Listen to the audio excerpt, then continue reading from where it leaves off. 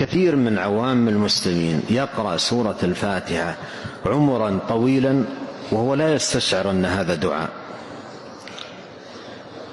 ولهذا قال أهل العلم ينبغي أن ينبه عوام المسلمين أن هذا دعاء، وأيضا دعاء مستجاب، ولعبدي ما سأل.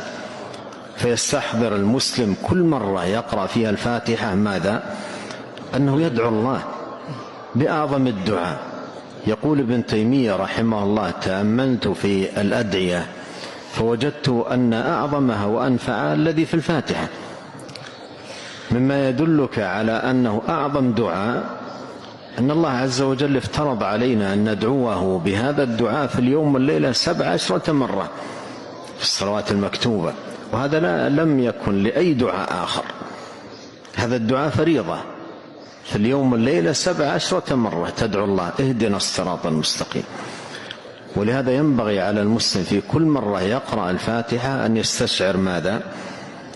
أن قوله اهدنا الصراط إلى تمام السورة هذا دعاء مستجاب، دعاء مستجاب، ولعبدي ما سأل.